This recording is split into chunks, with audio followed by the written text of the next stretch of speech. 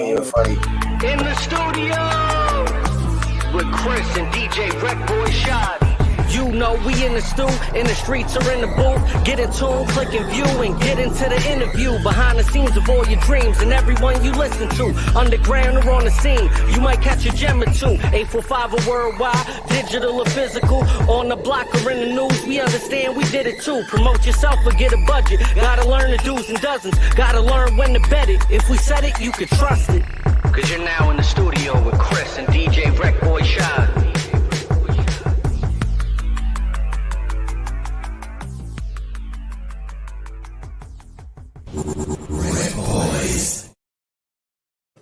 What's goody, my peoples? You already know DJ RecBoys Shot, the homie Chris in the studio. Chris is looking to make sure I got it right. I got it right. Don't even matter what you're checking for because I'm watching it live over here. So I know I'm good, nigga. Yo, I'm good. Yo, I'm good. I'm gonna keep it a stack with you, bro. Since I know you're an Android guy, I be checking. You know what I'm saying? I just be making sure it's right. You know, fuck out of here, this nigga here. Fuck out of here. Here we go. Middle of the week shenanigans from your boy. But we're shaking, man.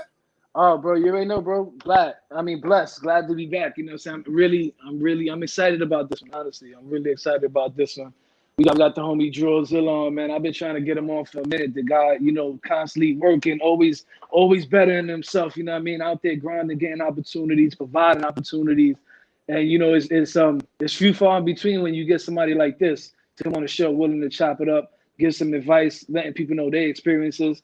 So, you know, we're not even gonna play no games, man. This guy's known to me. You know what I mean? I'm sure Shad as a producer, as an engineer, as a CEO. You know what I mean? He's my mentor without even knowing he's my mentor. Like, you know what I'm saying? He's a teacher. He's a motivator. You know what I mean? We talking about Derrick Drawzilla out of Poughkeepsie, New York. Yeah, buddy. What's happening, homie? How you feeling, man? What's shaking? What up, man? It's an honor. It's a pleasure, man. What's going on with y'all? Listen, I'm chilling. I'm enjoying the middle of the week, but you were my excitement for the beginning of the year. Like once I knew that you was on and we were gonna have an opportunity to actually sit down and chop it up with you finally, I'm like, yeah, I don't care about nobody else. And that's no disrespect to nobody else, but this is what I was looking forward to. Chris surprises me with guests, but I'm a producer geek. So right. I'm a producer DJ. I'm in. Like I'm all in. I'm excited for it. So real quick, let the people know who you are and why we got you on here, homie.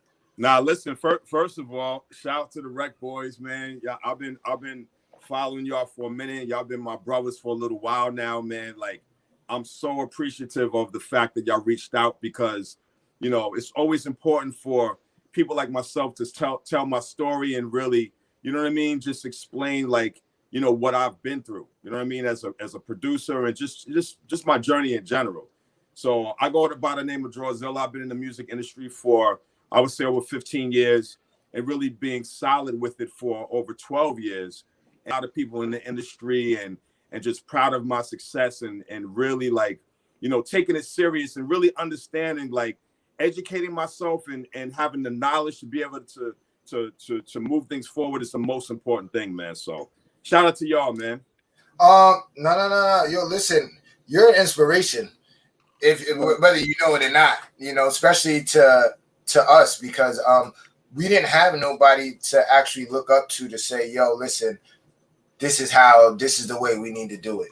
We knew what we wanted to do, and we were just two kids, you know, a guy who was providing for a family, another guy who just came home who was like, yo, I'm not going back to this. You get what I'm saying? So I got to figure it out, you know, and we're like, yo, listen, let's just go with it. And then we burnt, not to say that we burnt every bridge, but we stopped everything and was like, yo, this is what we're doing. So much that, you know, like we got over $30,000 just from people who trust and believed in what we were telling them. Right. You know what I'm saying? And it's weird. Damn, 12 years, dude, you got a lot of things accomplished in 12 years. Like people think 12 years is a long time. 12 years is not a long time. Right. What you've done in 12 years, that's amazing, dude.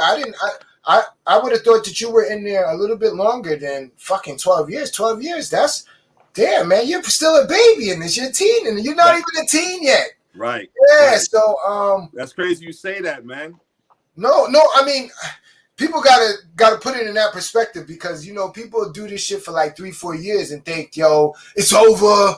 I can't do it, and it's like, it's not even the case, dude. Like, you get what I'm saying? And just to know that you've been in, because I know people who didn't get they first break to like 15, 16, 17, 18.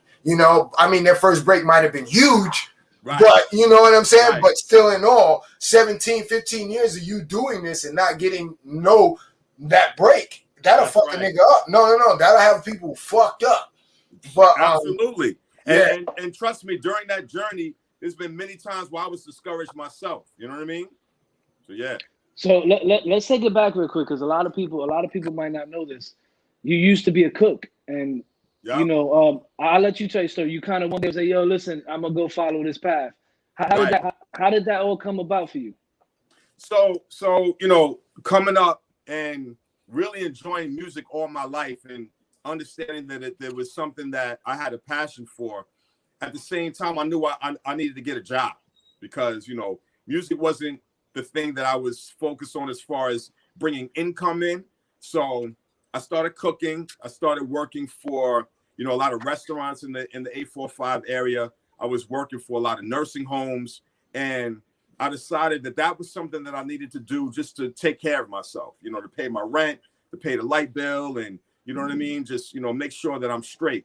So I didn't have a problem with it. Like, I love to cook to this day. I love to cook. I love to, put things together. I guess it's synonymous with making music. You know what I mean? You're cooking up. So when I'm making my spaghetti and my lasagna and all these different, these different food meals, it was something that I had a passion for. But I also had a problem with something. I had a problem with authority. I had a problem with somebody telling me what to do and how to cook this food and how to present it to the people. And that was one of the reasons why the cooking was a great thing, as far as to develop a skill to be able to feed myself. But at the same time, I didn't love it.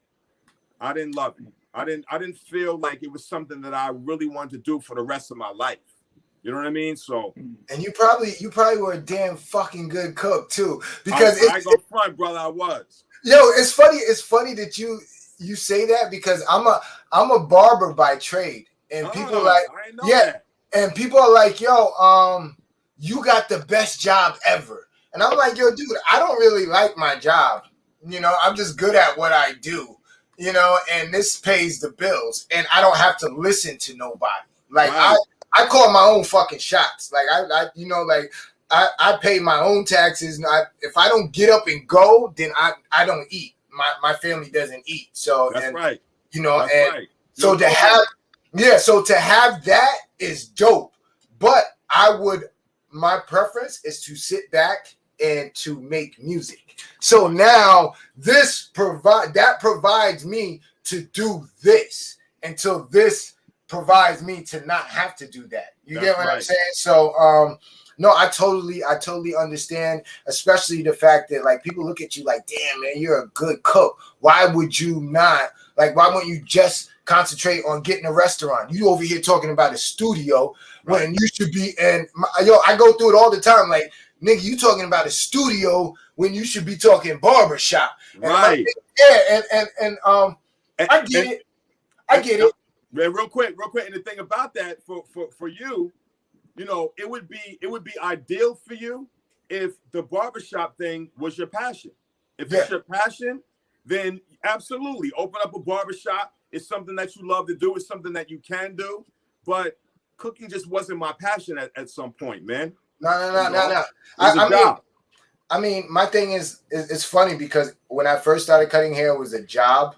Now because of there's so much hype behind it.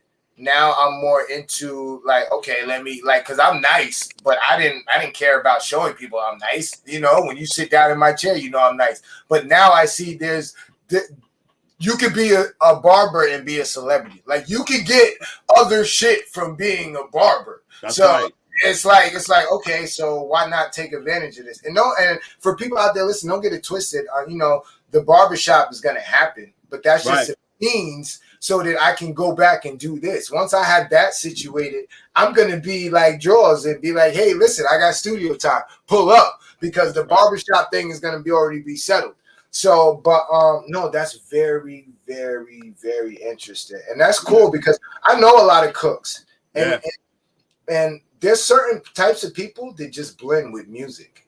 And it's weird. It's weird because it's like, you got some people like barbers who, like, a lot of barbers are somehow intertwined. They might DJ, they might carry, they might promote. There's always something into the music entertainment field. A lot with eating too. I got a lot of friends who are barbers who are artists that come to the studio. See? So let me ask you this, because did you start off producing or were you a DJ first? Because you do both. You know what I'm saying? So where did you start? I started off rapping. Really? Hell yeah. That was my first passion. Like, I literally, and I'll be honest with you, this was before that I really was doing the cooking and needed a job for myself. I really was rapping. I was recording myself rapping and all that, but I just got to the point where that just wasn't something that I felt like I was great at. You know what I mean? Mm-hmm. I loved producing. I loved the idea of putting drums together and putting melodies together. So I had my first piece of equipment. Shout to my brother, Paul Nice, man. Paul Nice, and shout to Monster too. Paul Nice and Monster was somebody who, they gave me an opportunity by loaning me the equipment that I didn't have at the time, that I couldn't afford to even pay for. And they loaned that to me because they knew that it's something that I wanted to do. You know what I mean? Nice. And that's another thing I want to say too, man. Just the fact of being around so many people that saw my vision back then, that gave me an opportunity just based on what I loved. They didn't have to do that. Nice. You know what I mean? So they loaned me the MPC 2000. I worked on that. I worked on the MPC 3000. That's what Monster loaned me. And I worked on the 2500. And that's when I started my whole journey of making music. They showed you how to use all the equipment too? Absolutely not. Yo, because it's funny because we were in the same situation. Chris was given a whole bunch of studio equipment. And he called me up and he was like, yo, listen, I know I got the MPC. I know I got an inbox. I know I got this. I know I got that, but no directions. And it was just like, and that's another thing, dude. Yo, Draws with the floppy disk, my man. You remember back in the day, right? You had to load it up and all that. And the zip drive. Yeah. Right. So it was like, yo, yeah. So people don't know, man. People think that the people just are great. They think that, they just started and everything was good money. But there was a lot of times, the nice ones anyway, they're just thrown in. Right. They're thrown in, and if they're gonna swim, they're gonna swim. That's right. That's just what it is, So right. So real quick, I remember you. I don't know if you remember, but I remember the first time I met you. It was with Sice. I mean, not with Sice. With Syke. With Syke. Right. Syke was going over there with damn, I don't know why my mind just went blank. With Jay Hatch and Aziz and Kareem and them, and you was recording his project, right? You know what I'm saying? So we talking what? That was it had to be like 2001, 2002, around there, somewhere around that. Yeah. Right. And even then, like the what you were doing then and creating, and knowing now that you saying 12 years later, that was at the beginning stages then, right?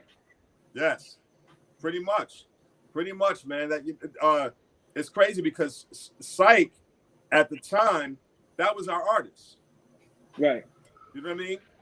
Jay Hatch was managing him and I was producing him. So that was the real first, I wouldn't say the first time, but that was one of the experiences that I had with working with artists and really understanding like the process of that. And because of the fact that Syke was so animated and he was so into what he did, it was easy for me to work with him because I was kind of the same way. I needed that energy from an artist to be able to just produce them well. You know what I mean? So yeah, he was definitely somebody that I was really taking a lot of time with and cultivating like his whole sound. You know, we put out 3 mixtapes on site. Right. I remember I had them all in the car. I remember I was starting the car club behind the whole As Is Entertainment and all that. But Right. what was your first placement before that or after that? And who was your first placement? My very first placement was with AG from DITC. Okay. All right. It was an independent company that put out a record. So I was working with him and I was working with OC at the same time. So I would say AG was really the first one, but on the B side, it was a record that I did with OC. That was the first time that I really had like a record with a known artist at that time. How was that? See, that's my family. How was that feeling? Like to that call when you like, yo, listen, this is going to happen. This ain't no mixtape. This is going to happen. Explain to the people that feeling. I mean, it was a good feeling, man, because it wasn't something that I expected. Like I had no idea that, you know, first of all, let me make it clear on something, man. When you really start this journey, the one thing that you want to be able to be is validated. You want that feeling of that somebody's working with you for a reason and somebody is working with you because you bring a certain amount of value to the table.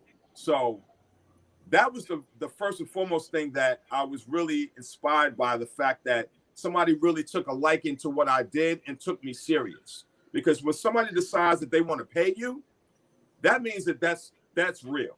You know what I mean? Yeah. So I think that was the first time that I really was excited about music and realized that this could be something that I could do as a career, you know, moving forward. You know what I mean? Mm-hmm. Real quick, let me jump forward because you said the validation thing, and I was gonna ask that later on, but since you said it, do you feel like, because you work with a lot of independent artists, right? And I don't know the business, how you guys are doing your business, but it seems from the outside in like you're helping them. And I could be wrong. Correct me if I'm wrong. What I mean by helping them is you might, produce something with them and you guys do a joint venture and they put out the track or whatever. So do you feel like you're doing that for these artists? And what I mean by that is, because some of these artists are dope, but they don't really believe in themselves. So they give it somebody like you who see it for them, because that happens a lot, right? You see the talent in somebody before they notice it themselves. So do you feel like at a point, are you validating them too and also helping them be comfortable within themselves to be a better artist? That's interesting you say that, man. That's real interesting you say that. I look at it like this, man. Like, I don't necessarily feel like I'm validating them. I do feel like I'm helping them in a lot of ways as far as the business, as far as just educating them a little bit on how to move forward business-wise. Creatively, I leave artists alone, man. I'm not really, if I really believe in you from jump, I just believe in you. So I'm just going to work with you. I'm going to bring what I bring to the table, and hopefully you love what I do, and we collaborate and make it work. I don't necessarily feel like it's a situation where, I put you on, or, you know what I mean? Like, because I have a name or whatever. Like, I don't look at it like that. I honestly don't. I just feel like I'm only going to work with artists that I really believe in and that believe in me. You got to believe in me, man. You have to believe in me. If you're just working with me just because I have the name, or working with me because I work with Mano, I don't give a damn about none of that stuff. I'm proud of the fact of a lot of accomplishments I have, but work with me because you believe in me. Period. That's it. I don't care about all of the other stuff, the clout and how many followers you got. I don't give a damn about none of that stuff, bro. Like, work with me because you believe in me, because I'm going to do the same thing. So to answer your question clearly, like the validation, I feel like it's a joint venture. Anytime that I work with an artist, it's a joint venture. You're going to bring something positive to the table, and so am I. And that's or else you wouldn't have been working with him anyway. Hell no. I don't want to work with anybody that I feel like is not bringing 50% to the table, man. And if you're cocky, and if you think you're all that, and if you're entitled, I definitely don't want to work with you. Right, because you know what's crazy? Shout out to Bravo. He says, Draws gave me the validation. So so when I say that, what I mean is like even Brav, he's dope, right?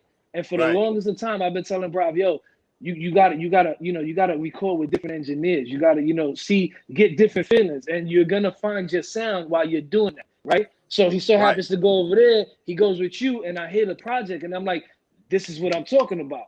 You know what I'm saying? Because up, bro. he had and it. I appreciate you for that, for the cosign. And I'm gonna say this, man. Bravo is a perfect example of what I'm talking about. He's somebody that came to the studio. Shout out to you, Chris. He came to the studio. He was humble.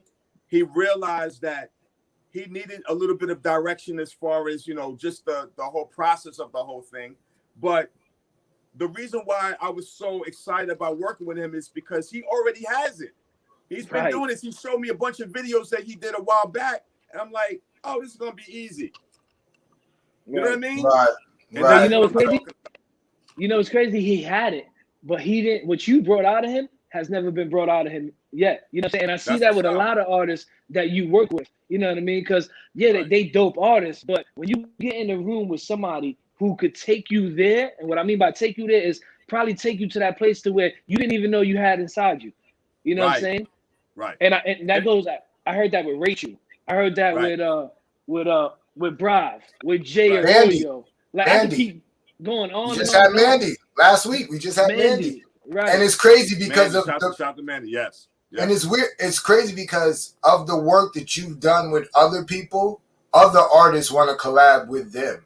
Right. So it's like, yo, it's like, no, it's super dope. Like people don't understand. Like it's dope to see a seed go into a tree. You know, and especially for the home team, you know, because not a lot of people, it's very far and few that actually fuck with people out here. So you get what I'm saying? Like it's all people say, yeah, you know, we need this, we need that, but you know, but when you actually genuinely see people who like, nah, they really care about people. They really, if they say they're gonna do something, and then you see it, it's like, nah, that's dope. That's dope.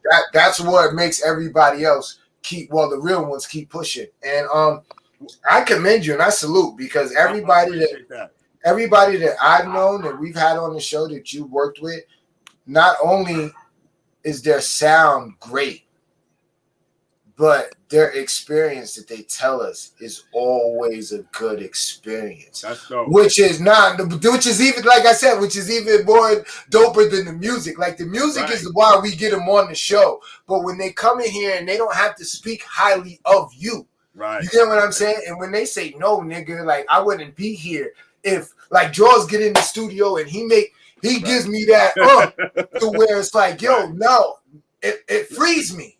Right. You get what I'm saying?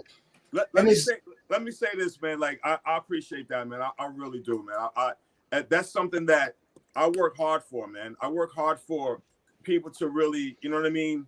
You know, understand that the reason why it works is because I want to be able to create an experience when you come to my recording studio, bro. Like real talk. You know, I want the atmosphere to be right. I want it to be clean in here. I want it smelling nice in here. I want people to feel comfortable, man, because that's the first and foremost thing, right? And then on top of that, like, they're not coming in here for studio time. They're not coming in here for that. Right. That's what a lot of people got to understand. You're not coming in here because you're paying your time because you needed to be recorded. No, you need to be produced. Right. There's a big difference. Yeah, bro, you need to understand that vocal that you just laid down, I'm not just going to let that fly if it's not sounding right. Right. Because of the experience that I have with working with so many people, I know what a vocal's supposed to sound like. Shout out to Mandy. Mandy's somebody who's a great singer-songwriter that I know that I can bring the best out of her because, number one, she listens and she realizes that she has a lot of potential. So if I can bring that out in an artist, that's the whole point of all of this, man. So, like, at the end of the day, that's what I'm saying. Like, I give more credit to the artist that allows me to do that, because there's been plenty of artists that have come here and they'll do the first take.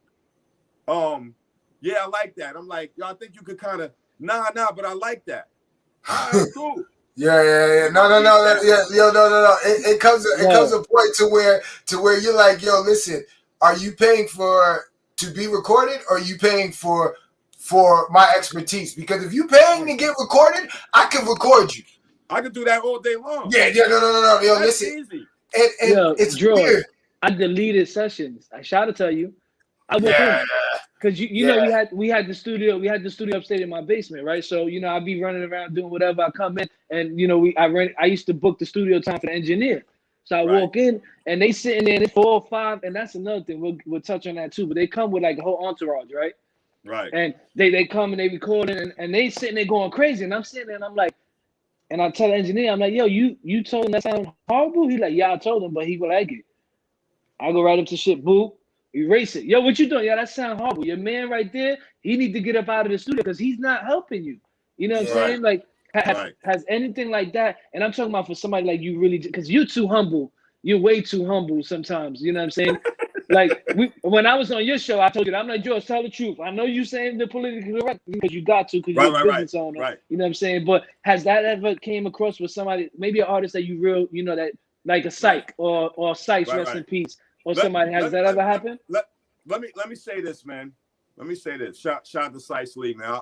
I miss him so much, man. Yeah, me too. He's another perfect example of somebody that I would work with. Let me just tell you something about Sykes, right? So when I start to build a bond with an artist, someone like Mandy or Bravo, shout to Bravo.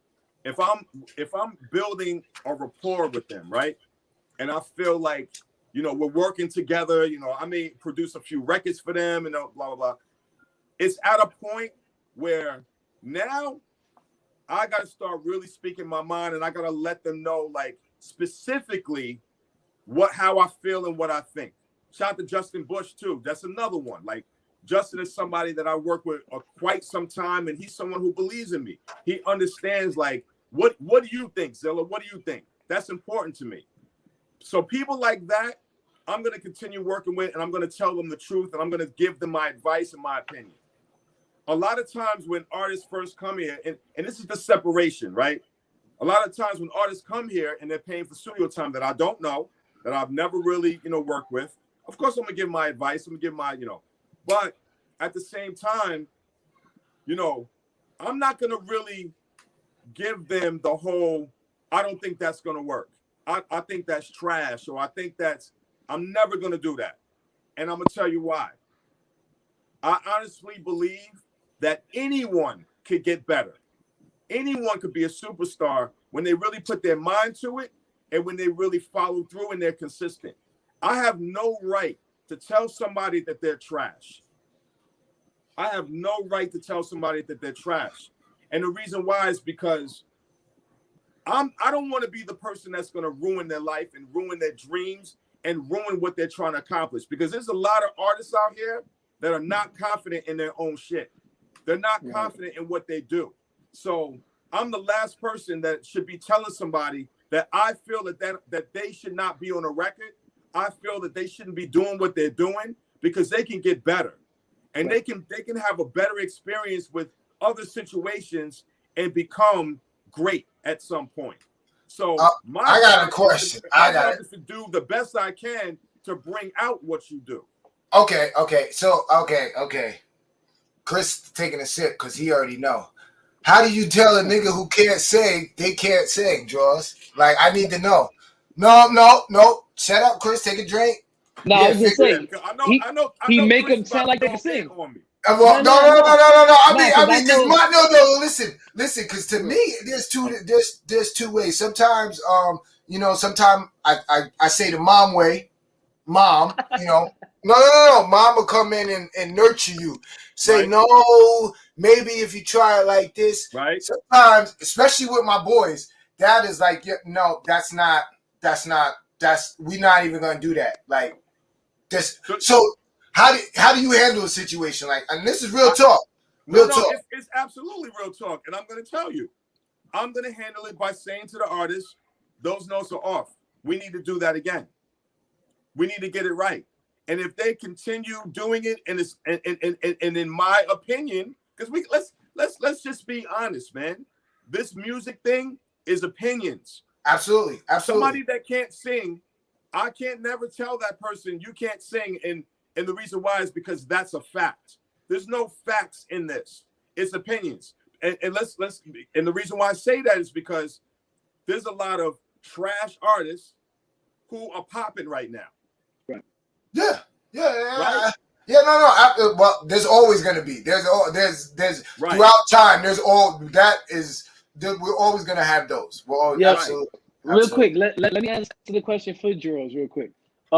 Draws is that nice of an engineer that he'll throw your shit in auto-tune and make you sound like the best thing in the world. I've heard it. Like, you know what I'm saying? So, like, No, and I get it. and that's the difference too. But Chris, hold on though. The reason why is because I got the singer to that point where that auto-tune is gonna make it right.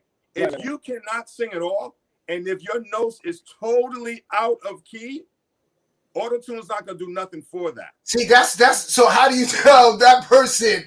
How do you tell that person that, yo, hey, ma, you might want to, you got a degree. You know what I'm saying?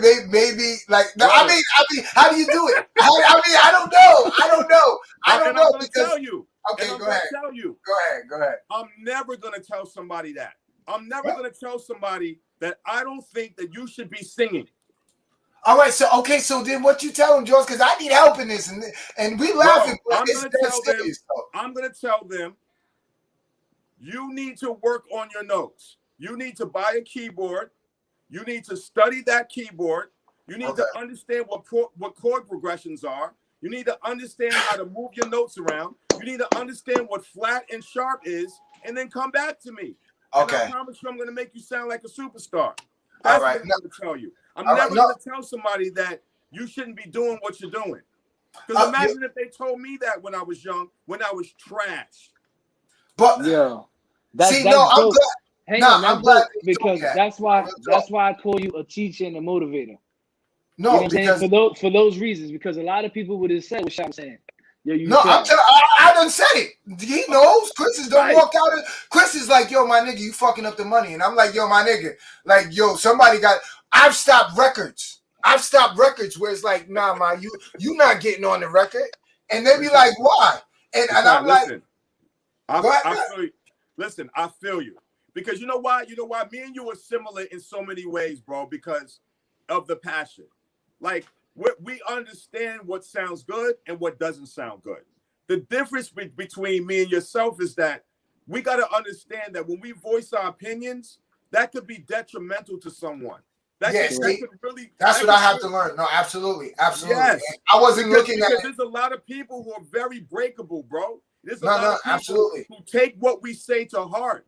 And we cannot break that. We can't ruin people's their visions and their dreams. And that's something that I'm very careful about. Because at the end of the day, I may have those ideas. I may say that to myself. I'm not going to sit here and lie to you. There's been many times where artists will come here and I'm like, oh, Lord, I don't know if I could deal with this for the next 5 hours. Yeah. Right? But that's not my job. My job is to make them to enhance what they do, even though it may not be great. But they came here for a reason. They didn't come here because they just want to come in here and record, and then I'm like, all right, yeah, but the joint is horrible. Like, I'm not feeling it. Yeah. They'll leave. Yeah. No, I get it. I needed to hear it because I mean, and how you put it to me, it resonates because it's like I was just telling somebody today in the shop. When you believe who you think that you are, it's like the glow. It's like and then with people who come to you, they see that you. Right. So now that you is who they're coming to for guidance and to get the nurture and the love from, and then it takes a lot for somebody and for you, like you said, to just be like, to crush them. I never looked at it like that. I've always looked at it as protecting my investment. You get what I'm saying? And it's like, but here's real quick. I'm sorry, real quick. Here's the other thing that I don't do that you never heard me say. I don't lie to them. See, some people will do that. A lot of engineers do that. The artists will ask, well, what do you think? What do you think? Yo, that's fire. That's fire. I'm never going to do that. Okay. I'm never going to do that. I'm going to say, it was all right, but you can do that better. You were off here. And I go back to and show them, this keyboard, right? Yeah. I'll bang on the notes and be like, no, you should be here. Or I'll sing the note for them, or I'll play the instrument so that they can get a better understanding of where they should be. And if you're a rapper, I'm gonna give you a different perspective on in that sense. That's all I'm saying. Nice. No. Listen, that's why we brought you on here, and that's why you're complimented so much, because, like I said, that's why I was gonna go to New York and kidnap you, because we needed this. Like, no, absolutely, because there's a lot of independent people who's trying to do this around this area. And they need to hear this shit. They need, and not just here, Florida, everywhere. They need to hear, like, yo, listen, it might not always be, it's not always about the investment. You get what I'm saying? Because and I'm fortunate and I'm lucky that I don't make the final decisions. And a lot of people don't have that. You get what I'm saying? Because sometimes a lot of those final decisions be the wrong fucking decisions. And it's dope that you can actually have somebody to bounce it off, to be like, wait a minute, nigga. Like, I get what you're saying, but there's another side to this. And it goes both ways. But for you to do it and to know, like, you know what I'm saying? That's dope. And only, like I said, dude, that only have 12 years in, you're still, like I said, you're not even a teenager in this. And to have that much wisdom and that much understanding, it's super dope. And for you to give it back, like, yo, dude, you're really tangible in the streets. Like, and that's the other thing, is you're not like, because we've had, and shout out to everybody else we've had, but you're here. Like, for me anyway, and the majority of the artists that tune in and watch and do what we do. So it's this is what they want to see. They get that, you know, Jimmy got all the plaques on the wall, but Jimmy's down all the way in the hood, and Jimmy got a waiting list. And then he's like, but who is there here? And then we're like, wait a minute, there's Draws. So now we got to get Draws on the show. You get what I'm saying? Go ahead. You know what's funny that Shaw says that? Because out of all the people we had on the show, I got hit up the most about this interview right here.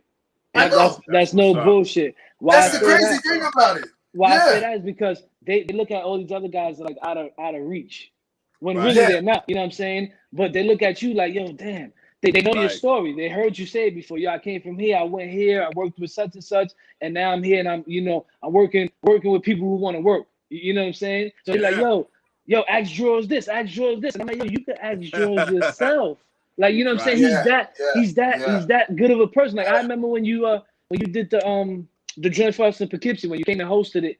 I mean, not hosted, you judged it with Jay Hatch. You know what I'm saying? And Jackson, shout out YO. He was like, yo, but Drawz is coming. And I'm like, yo, relax. Drawz is probably the humblest person you ever meet in your life. Like, you know what I'm saying? Like, even though he's worked with all these people, that shit don't really matter to him. Like, he's trying to give you an experience. And when we got done that night, he was like, yo, you right. And I'm like, yo, you see what I'm talking about? Like, he's not going to sit there and boast on who he worked with. I've never once heard you tell me, yo, Chris, I worked with, I heard from everybody else.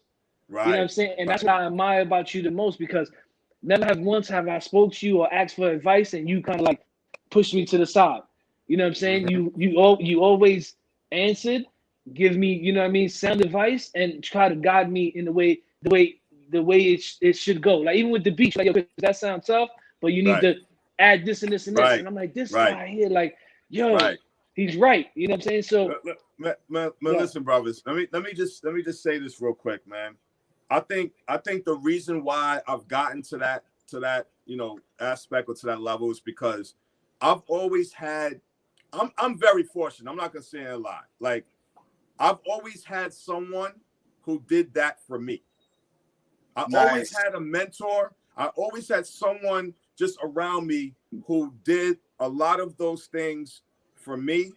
And I understood how important it was to receive that from them, because, and I'm talking about people like Lord Finesse and Show from DITC, like, these people, Buck Wild, these people gave me the game. They gave me insight. They gave me advice. And I said to myself from then that I'm going to always make sure that I give that back, because I think it's important, man.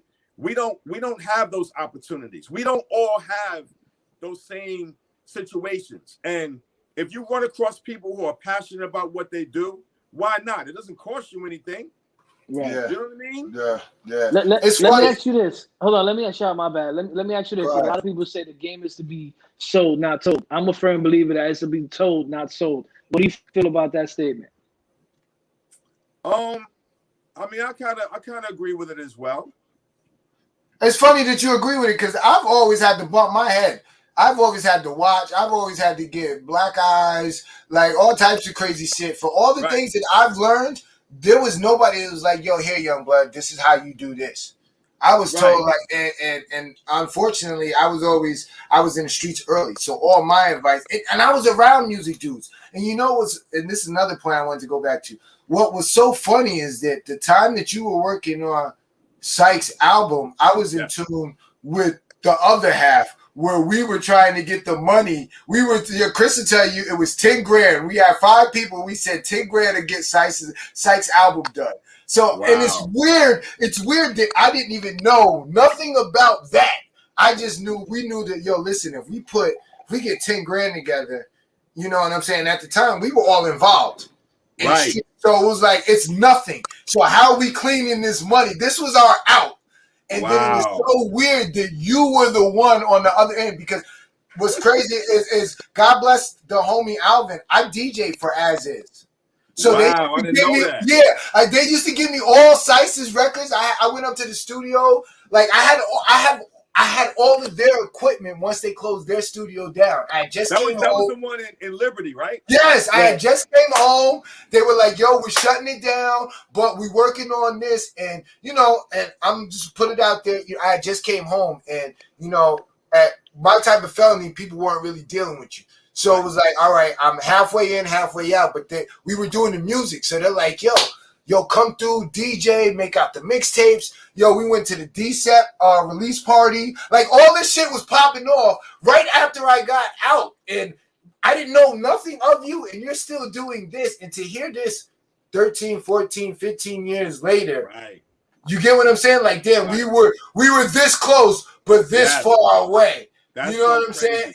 And it is bugged out. So I say that story to tell people that, like, yo, listen, don't stop. Like, if it's there, figure it out, because I could have figured it out then. And what the thing was is I didn't have the belief. Had I went to the studio when they were telling me, yo, come to the studio with us. Come to the studio with us. I'm like, no, I got to go over here and be over here to have this money. But had I went to the studio, I probably would have met you, and it would have been a different situation, because you would have been like, wait a minute, this little nigga knows too much. He's too hold on. Let me show you this while they're showing you that. You would have been connected back then, right? Exactly. Absolutely. It's weird, man. It's real quick. Let's take a shot. Let's take a shot for Drawz real quick. No. Yo, listen, real talk. Because, yo, listen. Real quick. Yo, it's funny because, damn, he's telling the story, and I'm like, oh shit, this is the time when they're telling me, yo, come get the records, come get everything out the studio. We're gonna need this mixtape. We got him in the studio, he's doing this. Yep. I didn't know who was producing. They're like, yo, listen, we're gonna get you the records. We just need you to do the mixtape.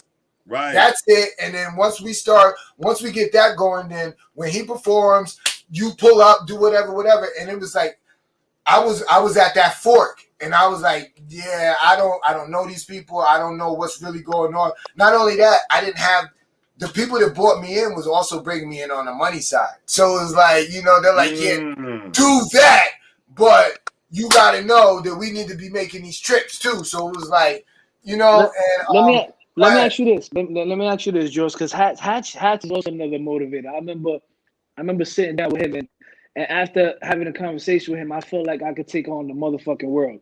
Like, you know what I'm saying? How detrimental is Hatch and everything you have done, and as a partner too, because you guys got businesses together. You know what I'm saying? So if you could elaborate on how important it is to have, you know, the right people around you. So it's interesting you bring up Jay Hatch, man. That's my brother, man. I've known him for a long time. I know his family. He knows my family. Like, I literally consider him as my brother, man. Like, you know, we came up together, man. We literally quit our jobs at the same time. And I remember at one point, you know, he decided that he wanted to really figure out this whole stock situation where he was able to get a little bit of bread and, come out of that situation. And we started traveling. We went to LA, we went to Miami, Arizona, Atlanta.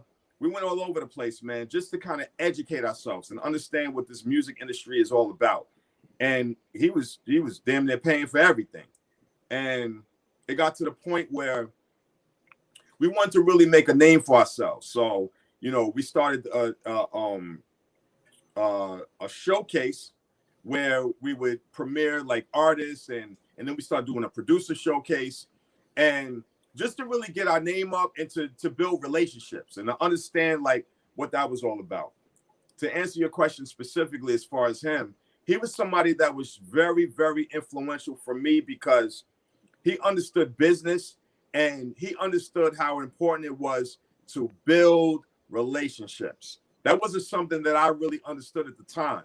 So I would kind of watch him and really just take notes, a little bit, a mental note of like how he moved and who he knew and all this other stuff. And that's how I was able to fly with Lenny Santiago, fly with him to Miami. Nice. Fly with Buck Wild, meet Sean Money XL out in Arizona, high tech, being in the studio with a lot of these guys and being on panels with a lot of these guys. Like, that's what really built my relationships. So now when I start doing these little lives and these little speak for yourselves and all that, the reason why I'm able to do that is because I met these guys back then, 10, 12, 15 years ago. So Rockwell is somebody I've known for over 10 years. Right. So that's the thing, man. Because of the fact that I understood from Hatch and from other people how important it was to build relationships, real relationships, not a text message, not a, these are people I can call on the phone. You know what I mean? Understanding how powerful that is what really got me to this level. And I got a lot of game from them as well. You know what I mean? Mm-hmm. So it wasn't just, giving them a call or having them come, to an event. It was more of, I need some advice. What do you think I should do in this situation? And Finesse would hit me back. I would text him, and then I'll say, look, yo, you got time to talk? Yeah, hit me around 8 o'clock. All right, cool. I hit him up, gave me some advice real quick, and then I moved on. You know what I mean? Like, nice. Those are the type of situations that I really try and encourage a lot of people to do and really understand. Now, because of the pandemic, we can't necessarily be physical with certain people, but we got these phones now, man. Utilize it. DM some people. Understand the approach when you DM them. Don't just ask people for favors. Bring value to the situation. That's a whole nother thing, and I'm glad that you touched on it because Chris touches on it a lot. That right. there's always, and it's funny that how, because that's what it was with us two. I was the left brain, and I'm like, right. No, I'm telling you, my nigga. There's like with this, we don't have to worry about work. We create the work. Right. My nigga, so we create the potency, my nigga. Now we just got to get these people to buy the work. After a while, the work is gonna sell itself after a while. And he was like, "Yo, I don't get it. Once he snapped, he was like, "Okay, now that we got the work, how are we gonna market it?" So right. He would be the one who built all those relationships. Like, yo, this is how you do it. And a lot of people don't understand. It's tough. It's a lot of work. It's not impossible, but it's difficult, and it right. takes a lot of patience and a lot of consistency and a lot of biting your tongue, because there's a lot of situations to where like me and Crystal talk, and I don't want to put him on blast, but we have a lot of conversations where it's like, yo, this nigga is bugging the fuck out. And I'm like, really? Like this guy? He's like, yo, dude, you wouldn't, I don't even bother you with half the motherfuckers who give me the runaround. Right. Or managers. That's another thing. Managers too. It's like, if you guys are tuned in, figure the shit out, man. Yo, Draws, I hate a lot of these motherfuckers managers. Real talk. Real talk. When I finally get to them, like, I can't say his name because like me and him, we got a real good relationship right now. But I was gonna see that's what I'm talking about though. Yeah, That be the shit. I was gonna say his motherfucking name, but now we got like a real good relationship. But I was hitting his manager for forever, right? And she was giving me the runaround. But I was only following the right channels that, you know, my family told me to follow because he's cool with this dude, right? So I'm following his channel. Finally, I got tired of it. I knew where he was at. You know what I'm saying? So I pulled up on him. You know what I mean? And again, I didn't go there as no fan, no groupie. I sat there regular, you know, we started talking. By the end of the night, he's like, so what do you do? And now I told him, I'm like, yo, well, you know, this is what we do out of. He said, yo, I'll be interested to come on and, you know, and inspire and talk. And I'm like, well, that's funny you said that because I was talking and his manager was right there. And I was talking to his bitch ass and he been giving me the runaround for forever. So now his manager's like, who are you? And I'm like, well, I'm catching Wreck. Oh, you catching Wreck? Oh, I meant to. I don't want to even talk to you no more. Like, I got the direct now. You know what I'm saying? Right. How often you, as a producer, got to deal with these? How is that for you, dealing with the manager? Bro, I'm gonna be honest with you. I'm not too fond. Shout out to you know when you go with that whole no disrespect, but respectfully. Disrespect. Yeah, absolutely. Go hard. Be very transparent. Like, shout to all the managers, shout to every manager in the world. But if you do not know the music industry, if you do not know how to talk to people, if you do not know how to approach people, and if you don't know how to represent your artist or whoever you're representing the right way, I don't want to talk to you, period. And especially if I know more about the music industry than you do. In a sense of, in a sense of, like, you're telling me what a royalty is or what pub is or, what a producer should do and what they should get and all that. And it's the absolute wrong information. I'm going to tell you in front of everybody to go educate yourself, read some things, and get it right. Because I'm going to tell you this. I think a lot of managers, they're on their high horse because they feel like that they're the superstar. You ever meet somebody like that? Like a lot of the managers are more of a superstar than the artists are. Yeah. We don't need you to be the superstar. We need you to represent the artist. We need you to in the background and do whatever the art, because a lot of artists don't realize that the manager works for you. Correct. They work for you. So don't ever look at it like if a manager's telling you, yo, do this and do that and do that. As long as they're giving you sound advice and they know how to really maneuver and they have those relationships, all right, cool. But if they're not pointing you in the right direction and they're not giving you, the necessary tools for you to get to the next level, you don't need them. I've never had a manager a day in my life, man, and I don't need one. Right. You know what I mean? And a lot of artists don't need managers nowadays, bro. Right. You need a manager when you have so much work where it's overwhelming. That's when you need a manager. Yeah, That's when you need somebody to step in and say, this is what I'm going to do for you. This is how I'm going to make things easier for you to be able to maneuver the proper way. And I'm going to organize your life. That's when you need a manager. It's funny you say that because Sha presses me a lot about this. And a lot of artists hit me up too. Yo, will you manage me? And the first thing I tell them is, all right, what do you want out of me? Right. And the minute they don't come back with the right, yo, listen, this is what I need, this is what I expect, I tell them no. And they're like, why? I'm like, because you don't know what you want. So how am I supposed to give you? You know what I'm saying? I can't sit here and give you what I want for you because that's not right. You know what I'm saying? Right. And I think a lot of any entrepreneur, businessman, whatever, a lot of them fail because they don't know what they want. Right. You know what I'm saying? The dream sounds good, right? You know what I'm saying? The end goal sounds good, but they don't plan how to get to the end goal. That's right. Even the end goal is vague, though. They just like, I just want to be rich. Well, how rich do you want to be? I just want to be successful. Well, there's different levels of success. How successful do you want to be? Because some success you're not ready for. You get what I'm saying? But to add on to that, they don't have a plan. That's the most important thing. They don't have a plan. Right. They don't even. Well, there's nothing to even plan for because you don't know what you want. Like you don't know where your end game is. Real quick, just to give everybody insight, and I tell people this shit all the time on the show. This is no bullshit. I don't know if y'all can see it, but Drawzilla's name is in there. Why is in there? Because I put his name in there that I'm gonna get the interview, right? And this is real talk. I'm gonna get Jimmy's in there on Amadeus. All of them are in there. Why they're in my phone? Because I wrote it down as a goal and I attacked it. And every day I attacked it, I went at it. You know what I'm saying? And it wasn't just something I spoke about, because people forget that you could speak it, but you need the action to make it happen. Yeah. Right? Yeah. Let me tell y'all something about the RecBoys, man. Like, y'all know what you're doing. And one thing that I notice about y'all is that, first of all, the passion comes first.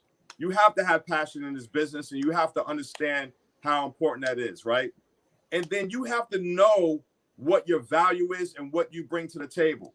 The reason why all of those names are there and you damn near, accomplished all of that, and you'll continue to accomplish that, is because you believe in your vision. You know exactly what the end result is. And that's business. When you establish a business, if you want to do a recording studio, if you want to become an attorney, if you want to own a sanitation company, right? What is the end result? What do you want to see at the end of the day, at the end of the year, at the end of the month? That's the bottom line. So plan it out. Write all those names down. Write all those small term goals down. Don't think about the big picture. Write the small term goals down. That's the only way you're going to get to the big picture. You got to accomplish things step by step before that happens. And that's it. And that's how I live my life. When I started building recording studios, at first, I didn't know what the hell I was doing. I had no idea. But I understood that, all right, if I just start with some speakers, what do I need to make the room sound right? What kind of mic should I have? What kind of building should I have so when people walk in, they feel safe? Yeah. There's a lot of females. There's a lot of females that come to my recording studio. They have bad experiences in recording studios. How am I going to make these females who are talented safe? Yeah. Yo, it's funny. It's It's not funny you say that, but a lot of people don't think about that. And that's don't care. No. And that's super dope, because our thing was we only book one person. Mm-hmm. Like, that's it. And even then, we have an hour in between sessions, because we want everybody, like where we were at, we were in the hood. So, right. And shit was happening across the street. So was I.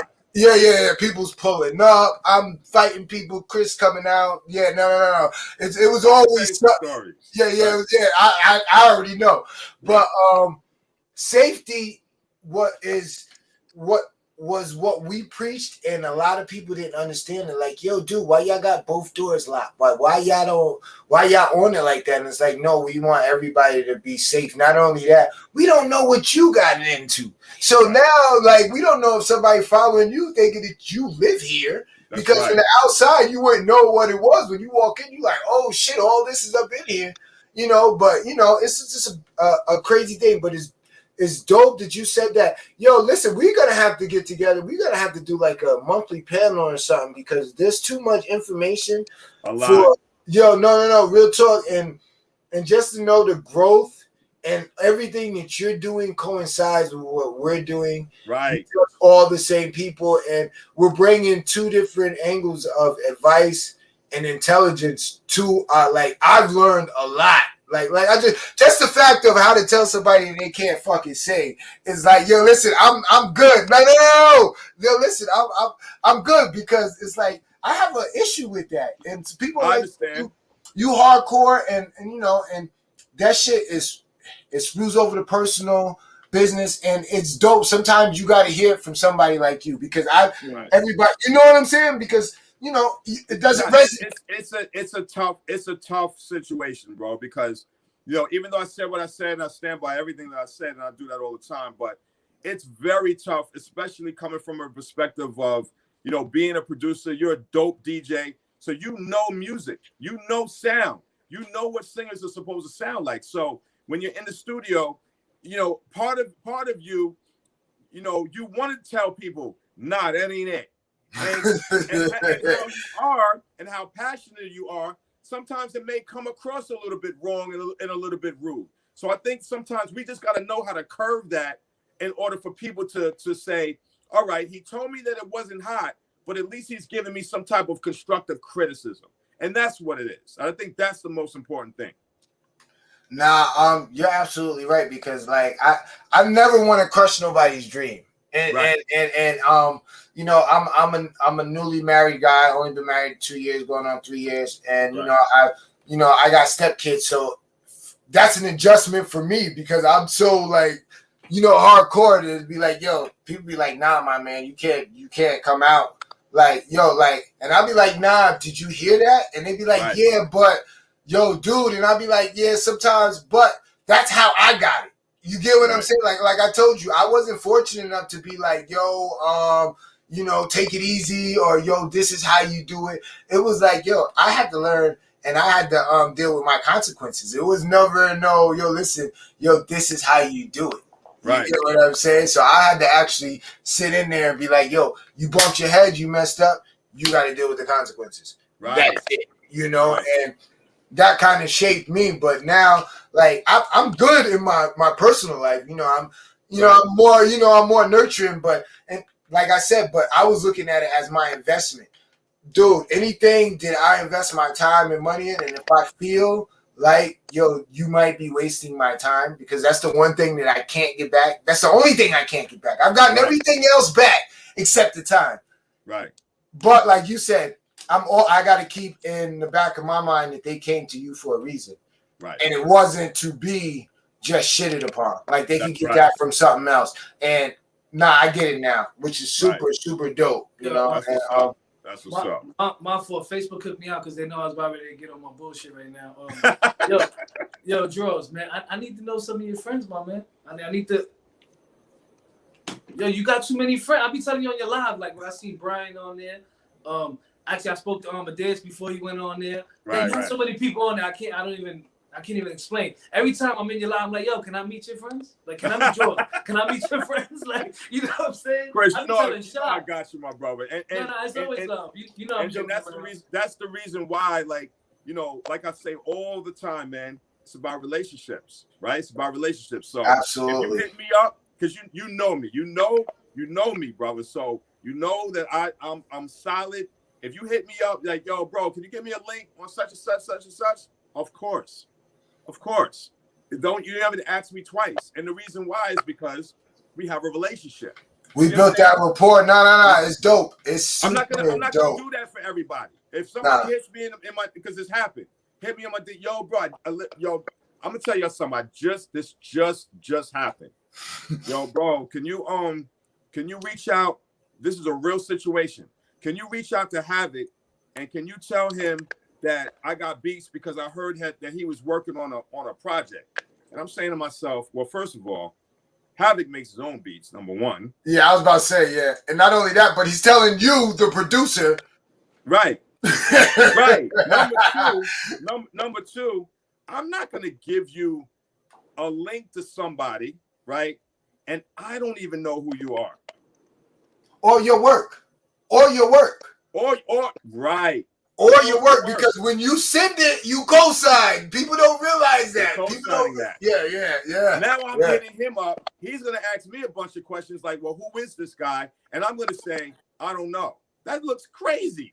On your part. Right. On your part, yeah. And they don't. A lot of people don't understand that. Like, right. Yo, dude, you want me to do what with who? No. And I got a crazy story real quick. Shout out to Mikey De Niro. When he Mike. I was just talking to him yesterday. Yeah, he bring up. Remember, you might have been there that night. When he bring up Fred the Godson, rest in peace. He bring up Jura Santana. It was HMF at the Right. I wasn't there, but yes. The joint in Poughkeepsie, right? Right. So that night, the chance. We performed. We was one of the artists. LA Meta. All our artists they opened up, right? So I had the chance to actually chop it up with Fred the Godson, rest in peace, right? So I'm there, and everybody went up to him trying to take pictures, right? And I'm standing with Mikey because Mikey's finishing like the business side of it at the end of the night, right? So Fred's like, "Oh, you want a picture?" And I'm like, "Nah, I'm good." He said, "Okay, what's up?" I'm like, "Nah, yo, listen, like I just want to pick your brain. When you done doing the celebrity thing, taking pictures, I just want to pick your brain." So he said, "Okay." So we getting a shot. We talking. We end up exchanging numbers. We end up building a rapport, right? So now an artist hits me up later, like, "Yo, I seen you that night at the show. Like, can you give me a link with Fred?" And I'm like, "Yo, like, I'm not giving you no link with nobody, right?" So mind you, now he ends up finding his way to Fred. They end up doing, getting some work. So now Fred hit me like, "Yo, he told me he know you. And I'm like, oh, for real? Yeah. He told me, you know, it was done. And I'm like, yo, listen, real, look, if you want to work with him, that's on you. I really don't know the dude like that. You know what I'm saying? So now they ended up doing the business, and then now the dude is like, yo, but he supposed to be in my hitting me. Yo, he supposed to be in my video. I'm like, yo, that's extra. You got nothing to do with that. Yo, listen, you know what I'm that's saying? funny. It happens all the time, man. You just got to know. You really got to know how to approach that, and you got to figure that out and say, you know what, I don't want to be involved with that. And I tell everybody, like, really think about it first, man. Don't just put yourself out there like that, man, because it's gonna be a reflection on you, and people are gonna look at you sideways. You know what I mean? I'd rather for that person to be angry with me than have somebody that I've built a relationship for over 10 years be angry with me. Yeah. Well, my whole thing, I'm not trying to look stupid or foolish, especially in anything that I've built up. And that's why a lot of times, you know, like, yo, listen, a lot of people were upset because it's like, yo, listen, we're not doing a collabo. We not. And they're like, yo, and I'm like, yo, listen, I get it. I know what you want to do, but that doesn't work for what we're trying to do right now. And that's right. And it's crazy. Let me be honest and transparent with everybody who's even tuning in. There's a lot of these people that I don't even introduce Shad to. Oh yeah. Oh, best believe. Oh yeah. No. You know what I'm saying? Because that's all right. So like when you have a business partner or something, right? Everybody handles their task, right? That's not his task. That's my task. Right. So now when we come, don't get me wrong, when we do events or we doing something, they there, yeah, of course I'm Of course, right. You know what I'm saying? But he don't gotta have the number because that's not his contact. That's right. You know what I'm saying? Right. And it's nothing personal with y'all because y'all understand that. You understand how people are, man. When you have that one person that's the front man or that's the connect or that you know the mouthpiece of the business or whatever, those artists want to deal with just that one person. It's too confusing when you got other people involved. As long as y'all two understand that dynamic, it could work. Yo, and you know what was crazy? It's funny that you say that, and we understand that now. Right. We didn't understand it when we had multiple artists because now you got guys who have a different rapport with me, who come to me with situations that shouldn't be brought to me. Right. And because your big brother shot, now you need to go talk to Chris. Right. You get what I'm saying? So now it puts me in a situation. Chris is like, why the nigga just ain't say it then?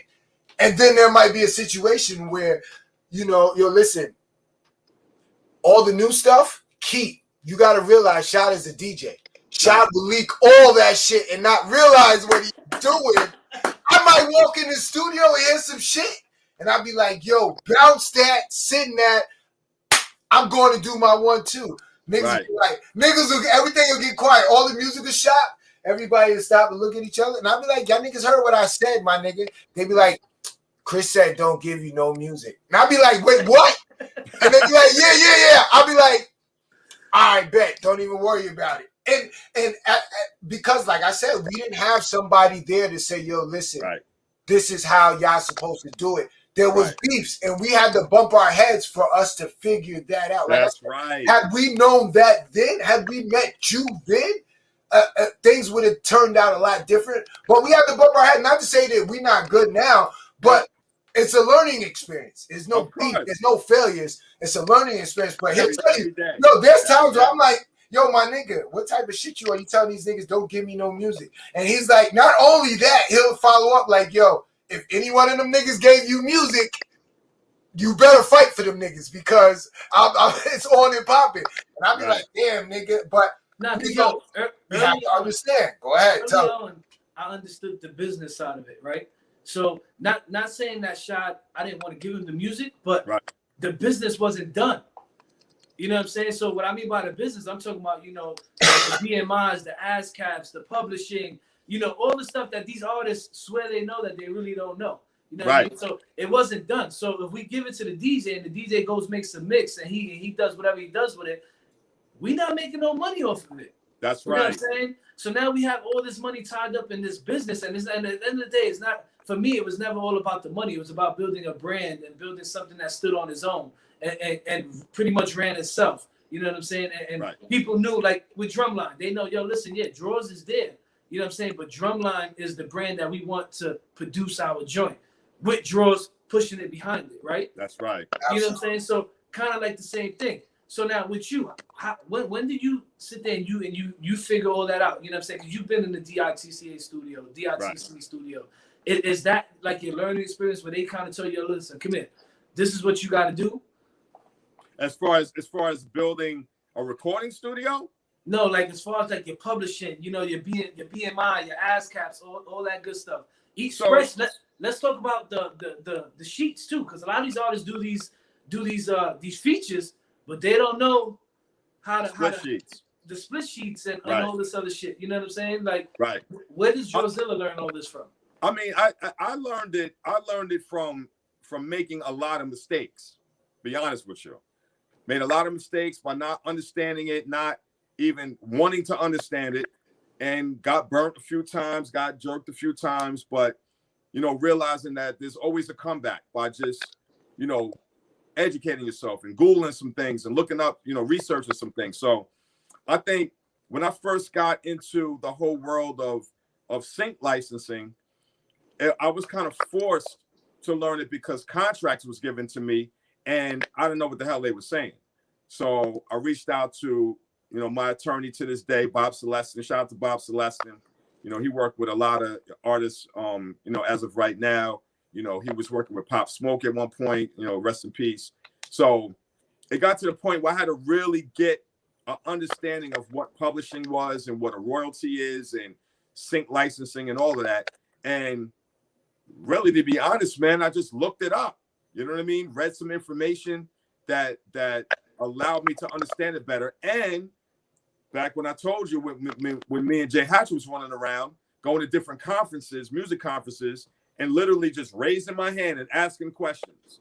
You know what I mean? Because I'm a believer in any question's not a dumb question. Ask the question. If you don't understand something, find out. You know what I mean? And I think from just doing that is what really made me like take it serious and just move forward. So, you know, I had negotiated a publishing deal with Viacom back at that time where I was getting music placed on MTV and BET and all of that. He just slipped that in there too, like Viacom. Yeah, like it was not major, one of the three major fucking media outsources in the world, not in the country, but in the world, dude. Like, listen, before Viacom, and that's before they are what they are now. Yeah, that's what I'm saying. Yeah.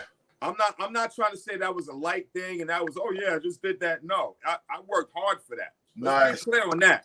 Yeah. Very hard. And shout out to Nicole Sanzio, who used to be at MTV.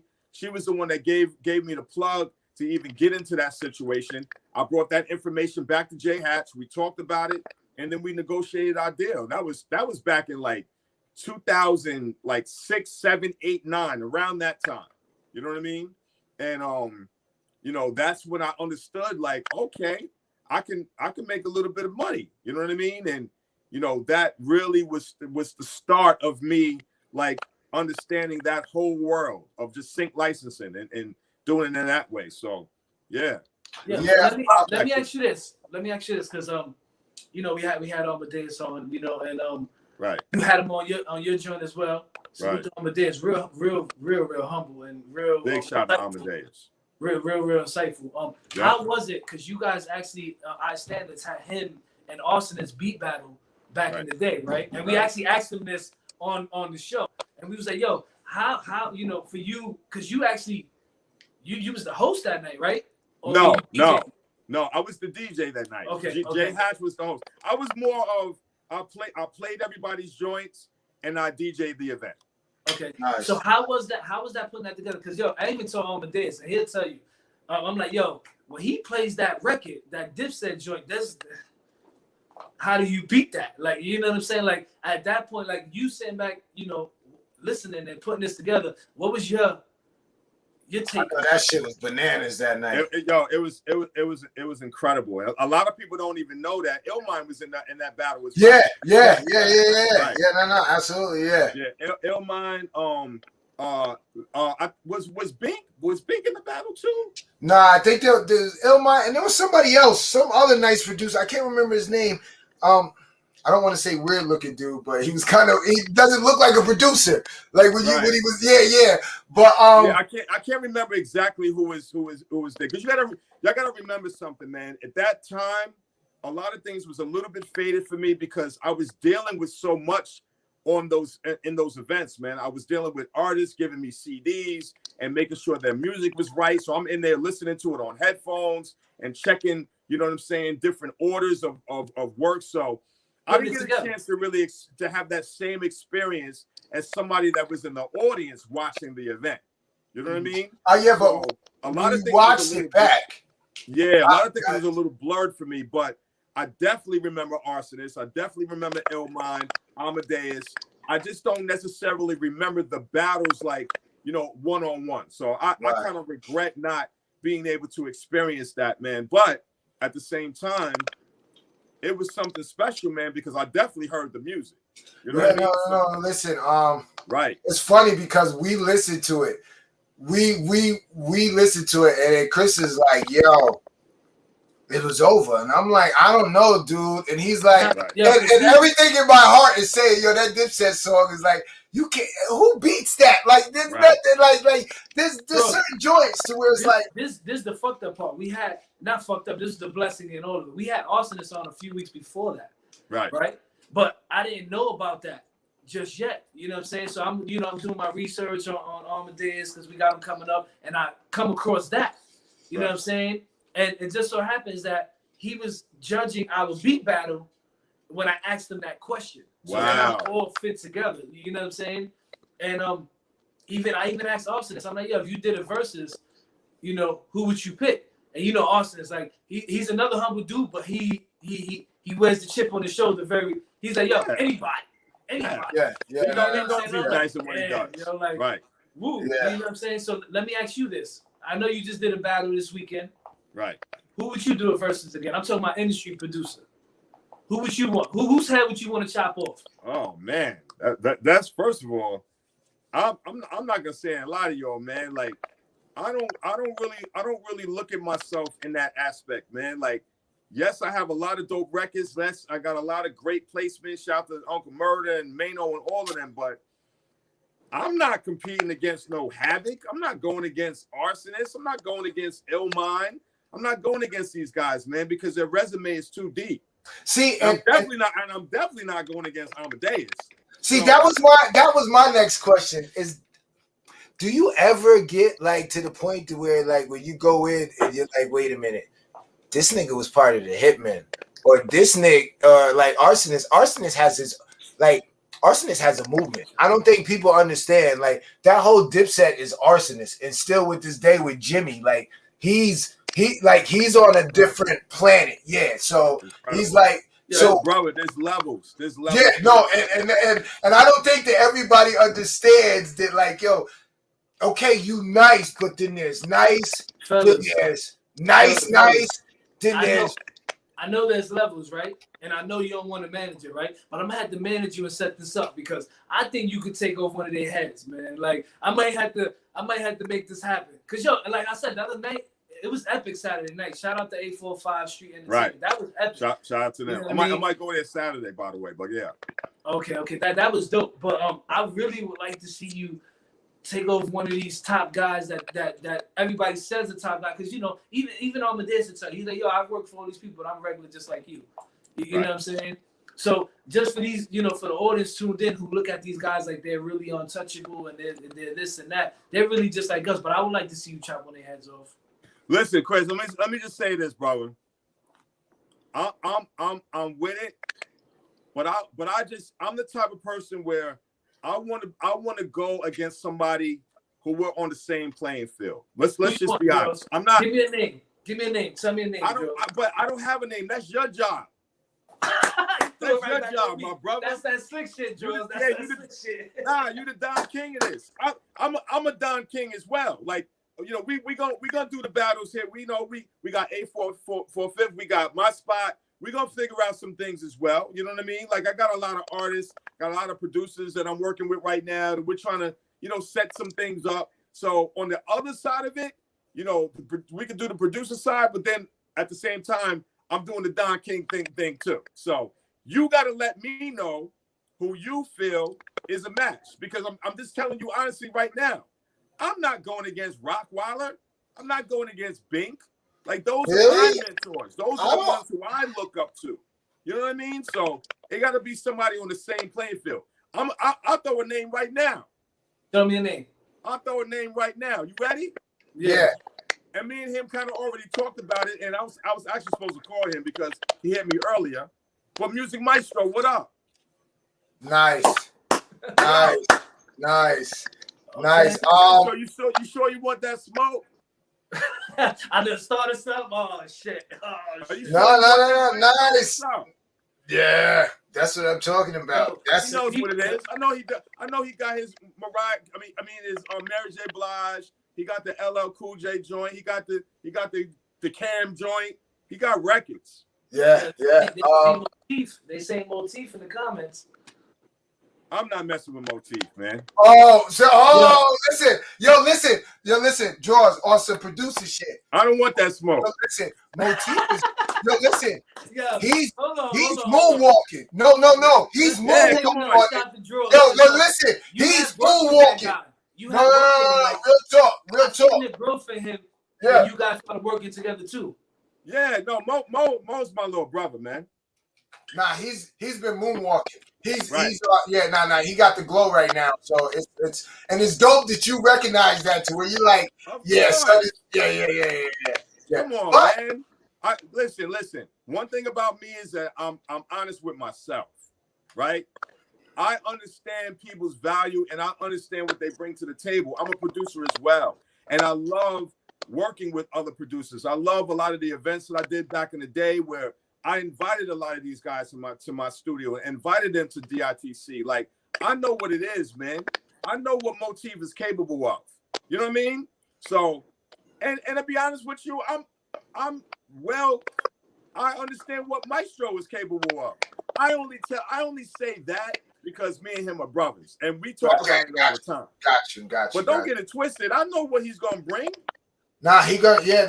Listen, no, it's gonna be a battle. It ain't nowhere like it's not gonna be a battle now. But let me be honest with you too, and I think I told you this.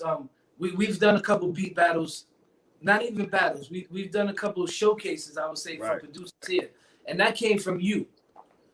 You know what I'm saying? Because you did it with I Stand In, and you did it in your facility there in Drumline Studios. And when the pandemic hit, I was telling Shad, I'm like, yo, we have all these people that we bring on the show, all these celebrities on the show, you know what I'm saying, who are willing to come on and give opportunities to up and coming beat makers / producers. You know what I'm saying? And I was telling Shad, I'm like, yo, Drawzilla's done it. The map is there. You know what I'm saying? Now we just need to figure out how to make the map work for this internet thing. You know what I'm saying? Right. So, and I think I told you this. I'm like, yo, like, this was inspired by you. Like, you know what I'm saying? Which is why I call you kind of my mentor without you knowing you my mentor. Because I study you. That, man. I really do. I study you. I watch what you do. I watch how you interact with people. You know, how you came up. And I think it's very important to have people like you that for these artists and the people coming up and be able to, you know, get what you one-on-one, record in the studio in the atmosphere that you provide. You know, because it brings out the best of these guys. You know what I'm saying? And everybody I thank you for that, man. I really do, man, because, you know, a lot of people don't realize that's something that's powerful for somebody like myself, because, you know, I just want to make a difference, man. That's all I want to do, bro. I want to make incredible music, and I want to bring out talents in artists when they don't even feel like that they have the talent.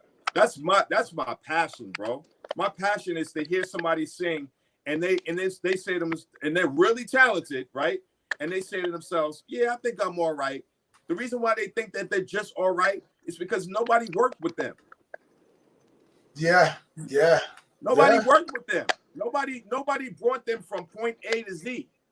You know what I mean? So you get a lot of these artists that just feel like, yeah, I can sing, I'm all right, but until you really put them in the studio and you give them a record and you give them the opportunity to hear themselves on the mic, they're always gonna look at themselves like subpar. Like, yeah, I'm all right. No, you're not just all right. I ain't talking about the ones who's just all right. I'm talking about the ones who really have talent, and there's a lot of them out there. let me ask you this real quick, because I know you're busy. You probably got to go do some stuff. Would you rather prefer? Yeah, I know you be booked up like crazy. Right. Would you prefer for artists to come record or them send you the vocals? Oh, definitely come record.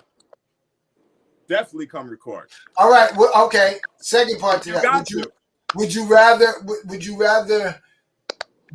have a beat than pick a beat, or would you rather build a beat? I'd rather build a beat.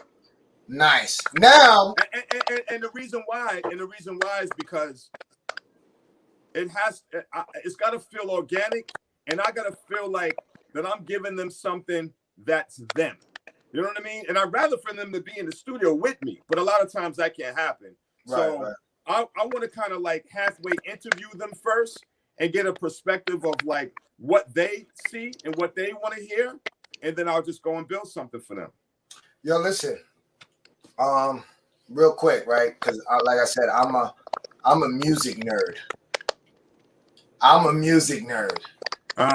So I might have to you might have to figure this out, because my dude, you kind of I don't think you understand what you did on this joint right here. But yeah, let me see if I can get that playing a little bit. Shout out to Bravo. Yo, listen, my dude, when Shout out to Bravo. Hold on, brother. Shout out to Bravo, man. Yeah, I gotta bring this back, because this right here, my dude, I've been bumping this for like the last 90 days. And I didn't know that the record wasn't out. So he's up there and he's like, yo, what's your favorite joint that I got out? And I'm like, nigga, you ain't even got to talk. You ain't even got to talk about what's the favorite joint. Like, I told you, yo, listen. And it's funny because he sends me stuff all the time, dude. And he's like, me not even realize it. I'm like, wait a minute. This ain't out? And he's like, nah, nigga, like, you got the exclusive. Wow. And I'm like, yo, my nigga, like, we got to figure it out. But, my nigga, Draws, what was you like? Hold on, I don't think the people understand. Let's just see. I got to see if I can get this in here, because this stuff. Hold up. Yeah. No. Wait, hold up. Yo, wait, what? What's hot? We ain't with the sub shots. I got this motherfucker jumping like a drug block. What's hot? We ain't with the sub shots. I got this motherfucker jumping like a drug block. Club hot, watch it wear thug rock. Y'all had your little runners where your luck stop. What's hot? We ain't with the sub shots. I got this motherfucker jumping like a drug block. Club hot. Wait, hold up. I don't think they understand. Wait, hold up. Wait. Just. What's that?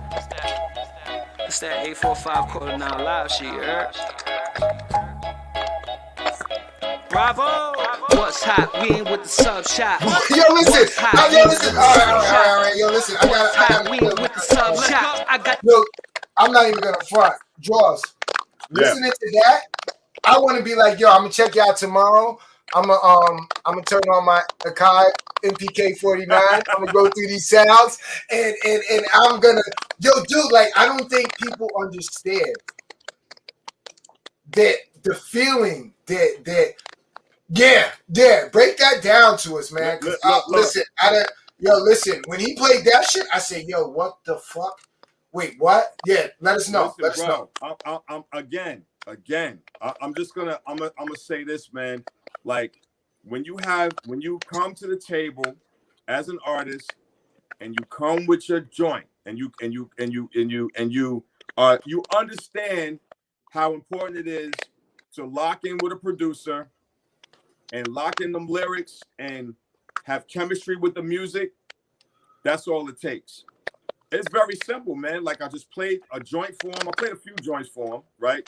And he picked out what he wanted. On the spot, he just kind of like, gave me his ideas. Some of the joints he already had ideas as far as hooks and everything.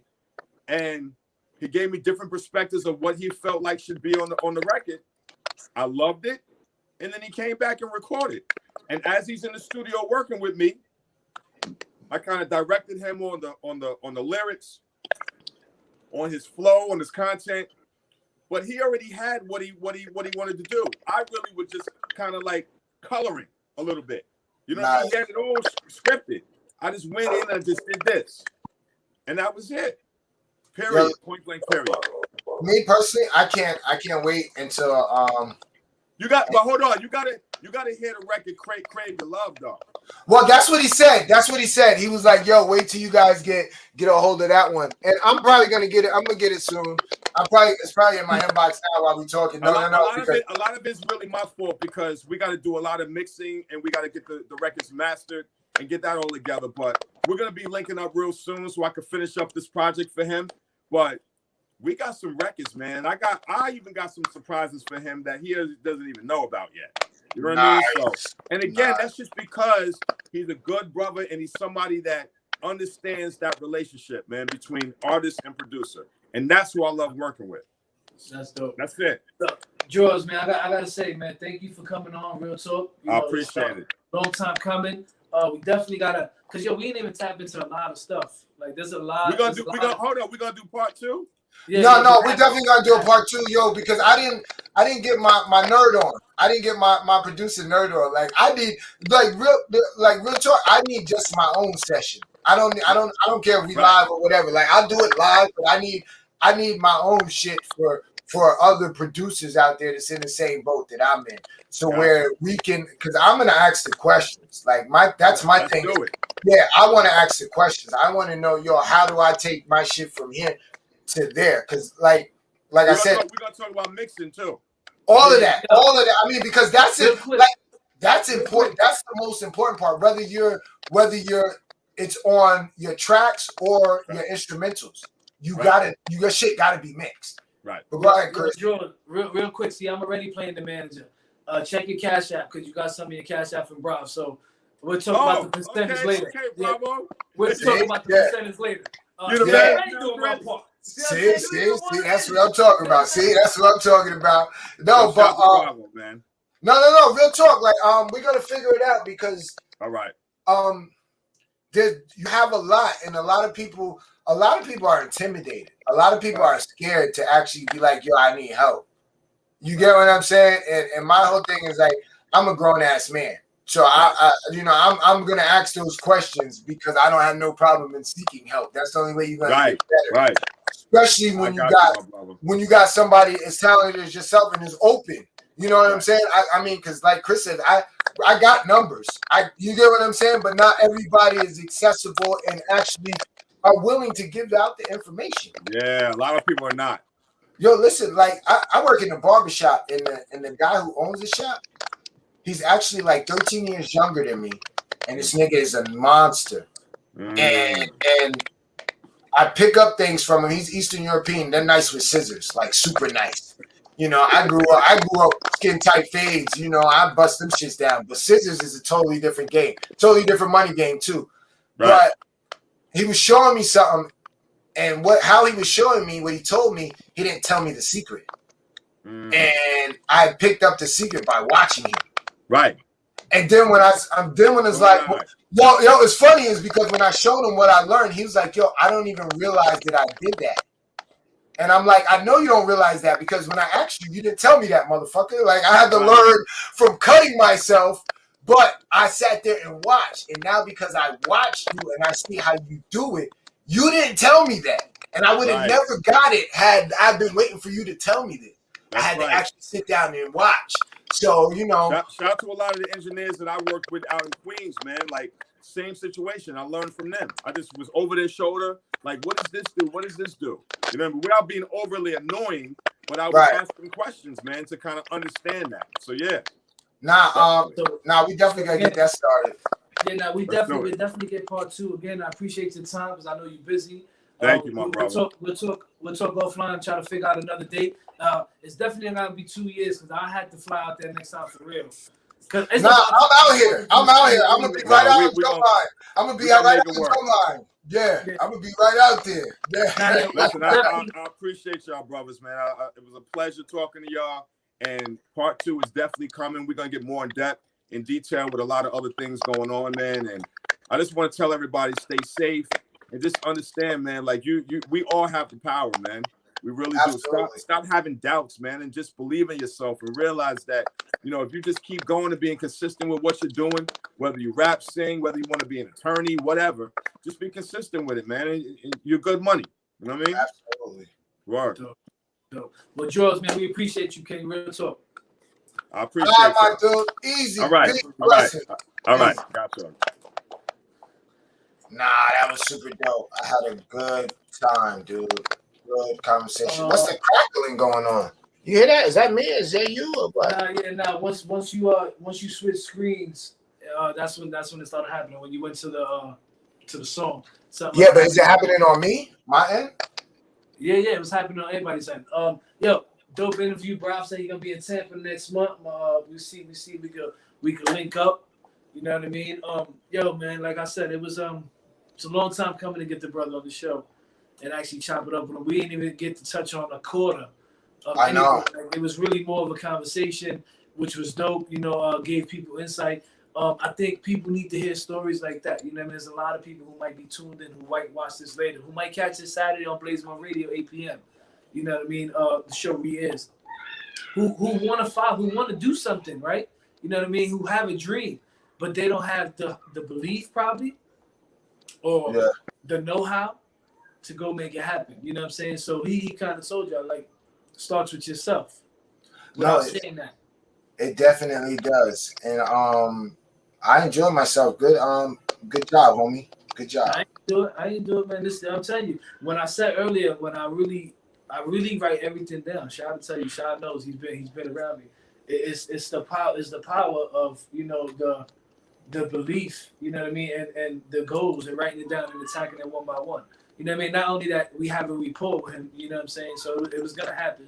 It was just a matter of, you know, when the timing was right, you know what I mean? And I guess with the powers that be, the timing was right, and it, you know, it worked out. You know? Nah, it definitely worked out. I can't wait to get part 2 because he's so informative. Not only that, but he's willing to give up the information. You get what I'm saying? And there's a key to that too, and I hope people is tuned in. Like, they gotta warrant that information, and that's the same thing with anything, right? Like, yo, listen, somebody could believe in you or, you know, want to give you all the information in the world, but if you're not willing to receive it, or if you're not ready for that information, it's no good to you. Yeah, no, absolutely. That over people's heads. You know what I'm saying? No. You're right. You're right I'm with not that. trying to play nobody or anything. You know what I'm saying? There's just facts. A lot of people want, but they're not ready for that want. You know what I mean? A lot of people want to give, but they're not ready to give. Yeah. You know what I'm saying? Like, Drawzilla's in a perfect space to where he knows himself. He knows what he brings to the table. He knows his craft. He understands what he's doing. So by him knowing all that, he's able to give. You know what I mean? No, absolutely. And that goes for these artists, entrepreneurs, DJs, actors, models, authors, whatever. That's might be the key that a lot of them are missing. Yeah. Right? They have the talent, they have the drive, they have the hunger. You know what I mean? They might be missing the link to take them to the next step. And like we were talking about earlier, sometimes it's the people you keep around you as well. Yeah, no, absolutely. I mean, I'm a strong believer in that. You're only gonna be but as strong as the people that you have around you. So, you know, but definitely a dope show. And I think we definitely need to bring him on again, at least one more time, because, you know, you might need a whole hour just to go over business shit, and I might need a whole hour just to do music shit. Yeah. So, you know, I mean, we'll figure it out. But what else you got going on, nigga? What is it? What's next? Next week, yo, listen, we've been booked now for like 2-3 months straight of just interviews.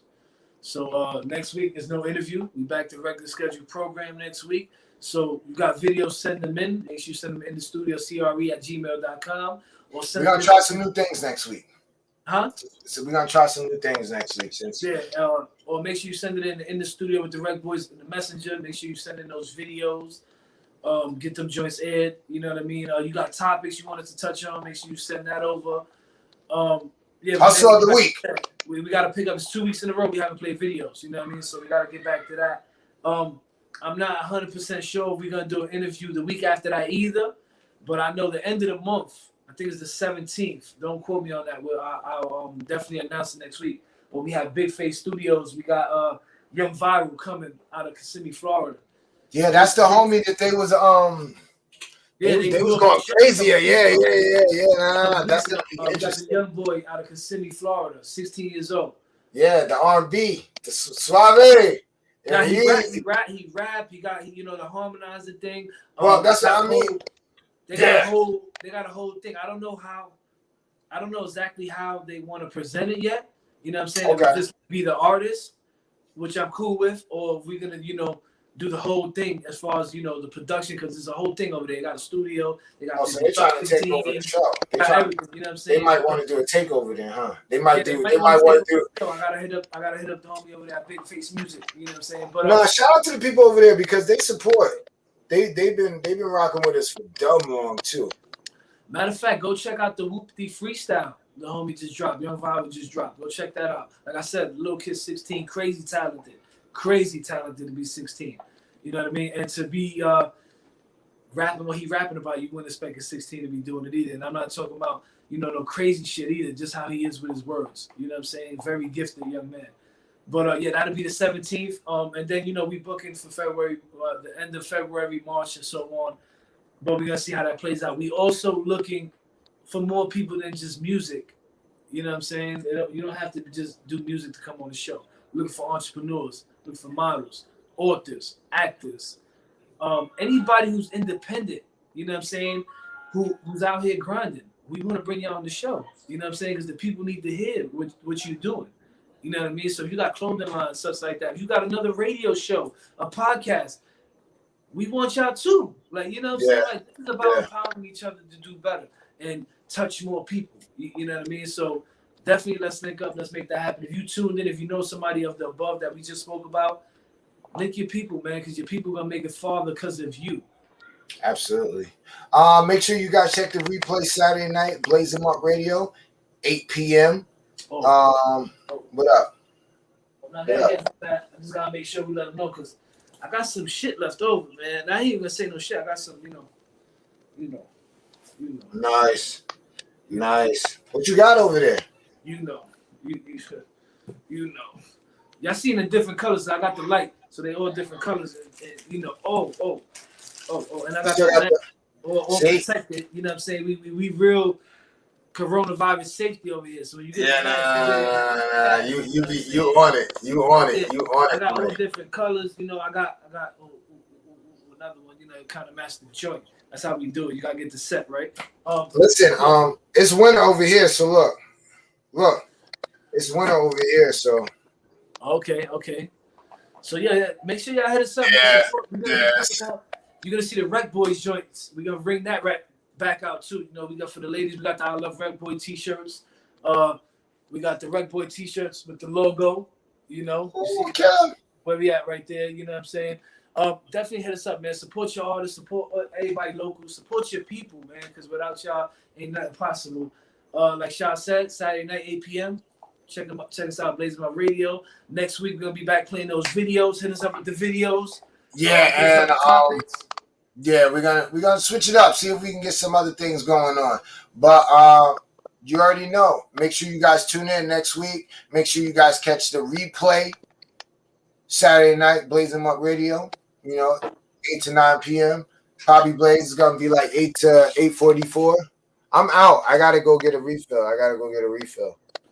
I took my last shot. I'm gonna end the show. For you, man. Shout out to Drawzilla for taking the time out chopping it up with the RecBoys. We appreciate you, King. We appreciate everything you do for us, as well as the artists, producers, every opportunity you provide, all the knowledge you share. Salute to you. Salute to everybody who's rocking with us. We appreciate y'all. Make sure y'all catch us next week, 7 p.m. Catch the replay, 8 p.m. Saturday night. You already know what it is. Easy. We out. Deuces.